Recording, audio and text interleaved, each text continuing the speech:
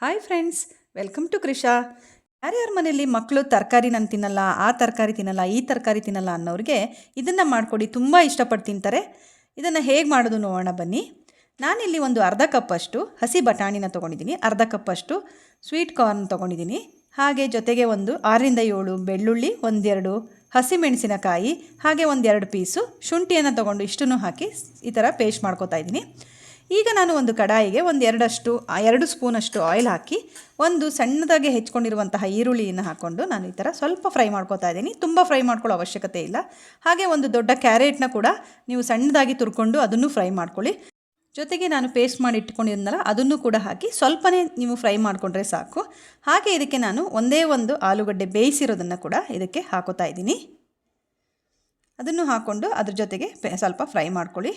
ಈಗ ಅರ್ಧ ಸ್ಪೂನ್ ಖಾರದ ಪುಡಿ, ಅರ್ಧ ಸ್ಪೂನ್ ಗರಂ ಮಸಾಲ ಹಾಗೂ ಉಪ್ಪು ಹಾಗೂ 1 ಸ್ಪೂನಷ್ಟು ಕಡಲೆ ಹಿಟ್ಟನ್ನು ಹಾಕಿ ಇದಕ್ಕನ್ನು ಚೆನ್ನಾಗಿ ತಿರ್ಸ್ಕೊಳ್ಳಿ.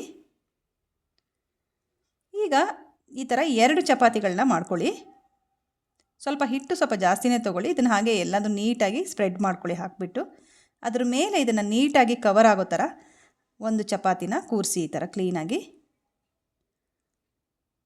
ಇದನ್ನು ಈ ಥರ ನೀವು ಕಟ್ ಮಾಡಿಕೊಂಡು ಇದನ್ನು ಪರೋಟ ರೀತಿಯಲ್ಲಿ ಮಾಡ್ಕೋಬೋದು. ತುಂಬಾ ಚೆನ್ನಾಗಿರುತ್ತೆ ಫ್ರೆಂಡ್ಸ್. ಇದನ್ನು ಮಕ್ಳಿಗೆ ಮಾಡಿಕೊಟ್ರೆ ಇದರಲ್ಲಿ ಯಾವ ತರಕಾರಿ ಹಾಕಿದ್ದೀವಿ ಅಂತಲೂ ಗೊತ್ತಾಗಲ್ಲ. ಮಕ್ಕಳು ತುಂಬಾ ಇಷ್ಟಪಟ್ಟು ತಿಂತಾರೆ. ಇದ್ರ ಟೇಸ್ಟು ಕೂಡ ತುಂಬಾ ಚೆನ್ನಾಗಿರುತ್ತೆ. ಇದಕ್ಕೆ ನೀವು ಸ್ವಲ್ಪ ಕಲೋಂಜಿ ಮತ್ತು ಬಿಳಿ ಎಳ್ಳನ್ನು ಹಾಕ್ಕೊಂಡು ನಿಧಾನವಾಗಿ ಲಟ್ಸ್ಕೊಳ್ಳಿ. ತುಂಬ ಪ್ರೆಸ್ ಮಾಡಿ ಲಟ್ಸೋದು ಬೇಡ. ತುಂಬಾ ಚೆನ್ನಾಗಿ ಬರುತ್ತೆ. ಇದು ಲೇಯರ್ ಥರ ಬರುತ್ತೆ. ಮತ್ತು ನೀವು ಬೆಳಗ್ಗೆ ಇದನ್ನು ಮಾಡಿ ಇಟ್ಟರೆ ಸಂಜೆ ತನಕನೂ ಕೂಡ ಸಾಫ್ಟಾಗಿ ಹಾಗೇ ಇರುತ್ತೆ. ಇದನ್ನು ನಾನೀಗ ತವಾ ಮೇಲೆ ಹಾಕಿ ಬೇಯಿಸ್ಕೊತಾ ಇದ್ದೀನಿ.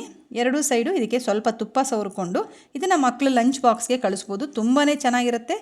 ತುಂಬ ಇಷ್ಟಪಟ್ಟು ತಿಂತಾರೆ ಫ್ರೆಂಡ್ಸ್. ಇದನ್ನು ಮನೇಲಿ ಖಂಡಿತವಾಗಿಯೂ ಟ್ರೈ ಮಾಡಿ ನೋಡಿ. ಫ್ರೆಂಡ್ಸ್, ನಿಮ್ಮೆಲ್ಲರಿಗೂ ನನ್ನ ಈ ರೆಸಿಪಿ ಇಷ್ಟ ಆಗಿದೆ ಅಂದ್ಕೋತೀನಿ. ನನ್ನ ಈ ರೆಸಿಪಿ ನಿಮಗೆ ಇಷ್ಟ ಆದರೆ ನನ್ನ ಈ ವಿಡಿಯೋನ ಲೈಕ್ ಮಾಡಿ ಹಾಗೂ ನಿಮ್ಮ ಫ್ರೆಂಡ್ಸ್ಗಳಿಗೂ ಶೇರ್ ಮಾಡಿ. ನನ್ನ ಚಾನಲ್ನ ಸಬ್ಸ್ಕ್ರೈಬ್ ಮಾಡ್ಕೊಂಡಿಲ್ಲ ಅಂದರೆ ನನ್ನ ಚಾನಲ್ನ ಸಬ್ಸ್ಕ್ರೈಬ್ ಮಾಡ್ಕೊಳ್ಳಿ. ಇಂತಹದ್ದೇ ಸಿಂಪಲ್ ರೆಸಿಪಿಯಿಂದ ಮತ್ತೆ ಬರ್ತಾ ಇರ್ತೀನಿ. Thank you. Thanks for watching.